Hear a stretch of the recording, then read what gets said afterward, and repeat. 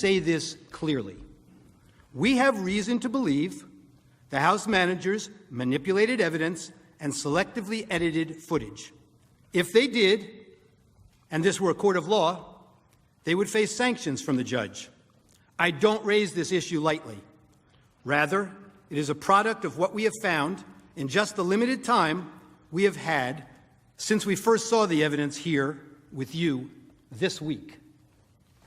We have reason to believe that the House managers created false representations of tweets, and the lack of due process means there was no opportunity to review or verify the accuracy. Consider these facts. The House managers, proud of their work on the snap impeachment, staged numerous photo shoots of their preparations. In one of those, Manager Raskin is seen here at his desk reviewing two tweets side by side. The image on his screen claims to show that President Trump had retweeted one of those tweets. Now, members of the Senate, let's look closely at this screen, because obviously Manager Raskin considered it important enough that he invited the New York Times to watch him watching it. Now, what's wrong with this image? Actually, there are three things very wrong with it. Look at the date on the very bottom of the screen on Manager Raskin's computer screen when we zoom into the picture. The date that appears is January 3rd, 2020, not 2021. Why is that date wrong? Because this is not a real screenshot that he's working with. This is a recreation of a tweet, and you got the date wrong when you manufactured this graphic. You did not disclose that this is a manufactured graphic and not a real screenshot of a tweet. Now, to be fair, the House managers caught this error before showing the image on the Senate floor, so you never saw it when it was presented to you. But that's not all. They didn't fix this one. Look at the blue check mark next to the Twitter username of the account retweeted by the president. It indicates that this is a verified account, given the blue check by Twitter to indicate it is run by a public figure. The problem? The user's real account is not verified and has no blue check mark, as you can see. Were you trying to make her account seem more significant, or were you just sloppy? If we had due process of law in this case, we would know the truth. But that's not all that's wrong with this one tweet. House Manager Swalwell showed you this tweet this week, and he emphasized that this tweet reflected a call to arms. He told you repeatedly that this was a promise to call in the cavalry for January 6th. He expressly led you to believe that President Trump's supporter believed that the president wanted armed supporters at the January 6th speech, paramilitary groups, the cavalry, ready for physical combat. The problem is, the actual text is exactly the opposite. The tweeter promised to bring the Calvary, a public display of Christ's crucifixion, a central symbol of her Christian faith, with her to the president's speech, a symbol of faith, love, and peace. They just never want to seem to read the text and believe what the text means. You'll see this reported in the media last evening also.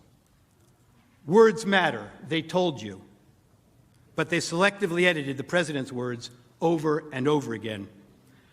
They manipulated video, time-shifting clips, and made it appear the president's words were playing to a crowd when they weren't.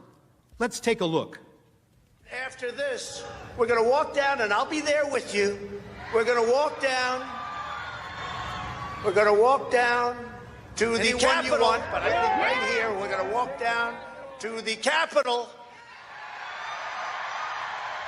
and we're going to cheer on our brave senators and congressmen and women, and we're probably not going to be cheering so much for some of them,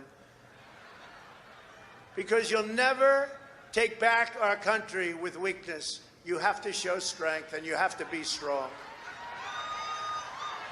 We have come to demand that Congress do the right thing and only count the electors who have been lawfully slated. Lawfully slated. I know that everyone here will soon be marching over to the Capitol building to peacefully and patriotically make your voices heard. And we are going to walk down to the Capitol. They showed you that part. Why are we walking to the Capitol? Well, they cut that off. To cheer on some members of Congress and not others, peacefully and patriotically. The Supreme Court ruled in Brandenburg that there's a very clear standard for incitement. In short, to paraphrase, whether the speech was intended to provoke imminent lawless action, and was it likely to do so. Go to the Capitol and cheer on some members of Congress, but not others. They know it doesn't meet the standard for incitement, so they edited it down.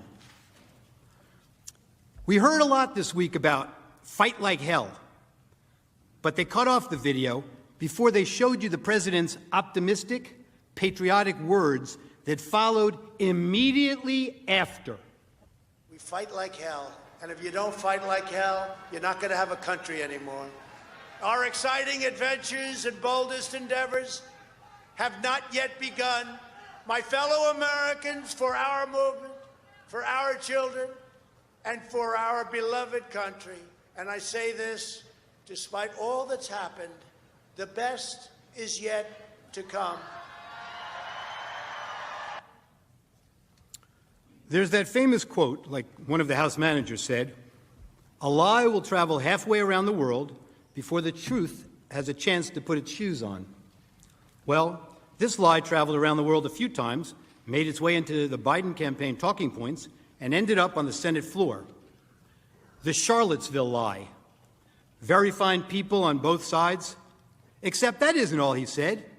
And they knew it then, and they know it now. Watch this.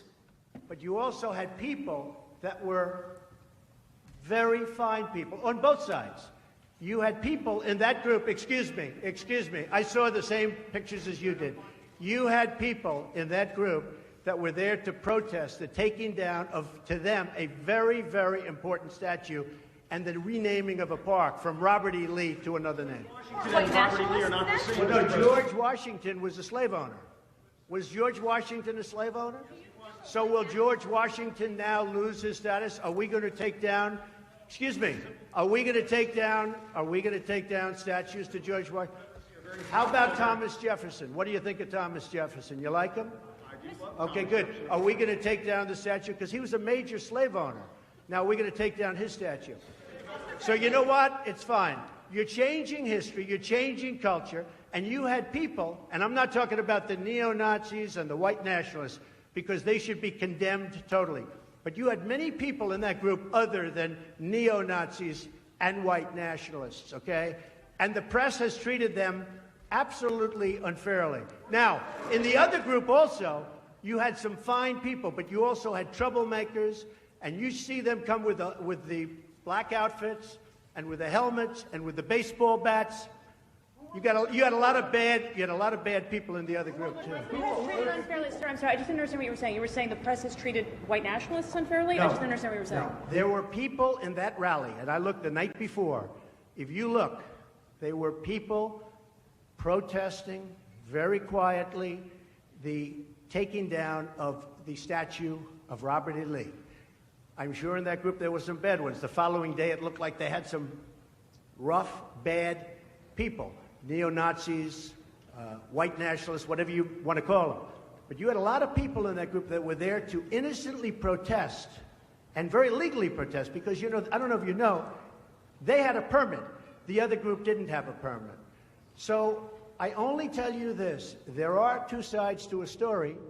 I thought what took place was a horrible moment for our country, a horrible moment.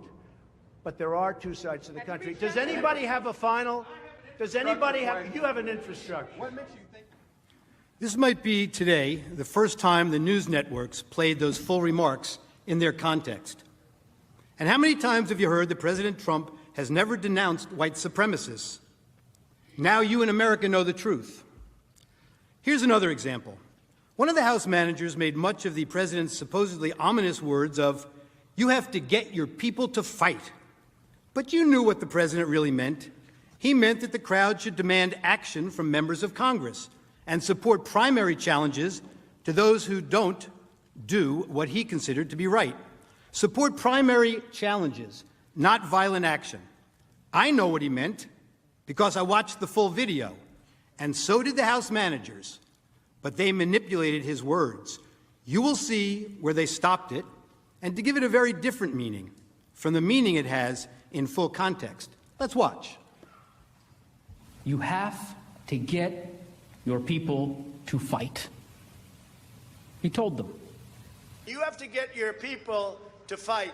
And if they don't fight, we have to primary the hell out of the ones that don't fight. You primary them. We're gonna let you know who they are. I can already tell you, frankly. The people who need to fight are members of Congress. Why did we have to skip the necessary due diligence and due process of law and that any legal proceeding should have? It couldn't have been the urgency to get President Trump out of office. House Democrats held the articles until he was no longer president, mooting their case.